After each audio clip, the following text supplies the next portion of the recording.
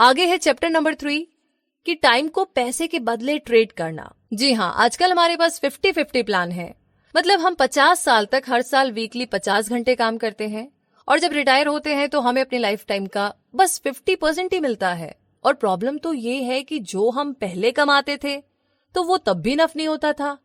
तो इमेजिन कीजिए कि जब हमें इसका 50% ही मिलेगा तो रिटायरमेंट के बाद कैसे हमारा गुजारा चलेगा। ये लीनियर ग्रोथ का एक बेसिक एग्जाम्पल है। अब लीनियर ग्रोथ को समझने के लिए एक बहुत ही सिंपल सी लाइन है, H यानी कि 1 घंटे में हम कितना कमाते हैं मल्टीप्लाई बाय N यानी कि 1 घंटे में हमने कितना काम किया है इज इक्वल टू I यानी कि इनकम, मतलब वो हमारी टोटल इनकम होती है। इसका सिंपल ये मतलब है कि आप जो देते हैं वही आपको एक्चुअली में मिलता है और जब आप उतना नहीं दे पाते हैं तो आपको भला ज्यादा कैसे मिल सकता है। लीनियर ग्रोथ की लिमिटेशन एक्सप्लेन करने के लिए हम इसे एक एग्जाम्पल से समझते हैं। 2 लोग हैं जो कि 2 डिफरेंट जॉब करते हैं। चलो पहले वाले का नाम हम जॉन रख देते हैं। अब जॉन एक जगह पे फ्लावर बेचने का काम करता है। इस काम से वो हर घंटे $10 कमाता है और अगर वो इसमें से घर से काम तक का ट्रांसपोर्टेशन निकाल ले और डेली घंटे वीकली 6 दिन भी काम करता है तो पर वीक उसकी $600 की कमाई होती है। और अगर वो हर साल 50 वीक्स काम करे तो $30,000 पर ईयर कमाएगा।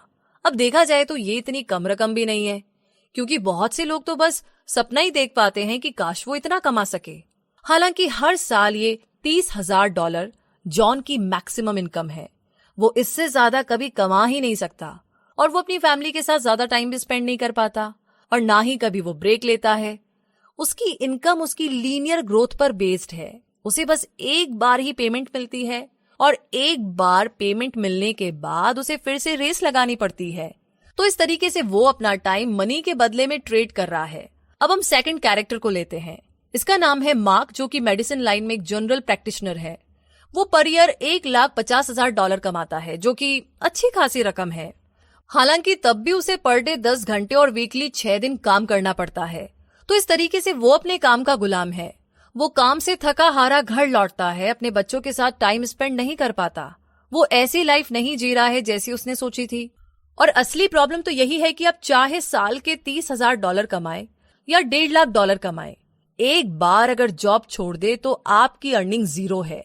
एक कंपनी का सीईओ काफी पैसा अर्न करता है, शायद $3 मिलियन पर ईयर या उससे भी ज्यादा, जबकि उसका एम्प्लॉय साल के सिर्फ $20,000 कमाता है। तो ऐसा क्यों है? ऐसा इसीलिए है क्योंकि सीईओ जानता है कि मनी कैसे लेवरेज किया जाए।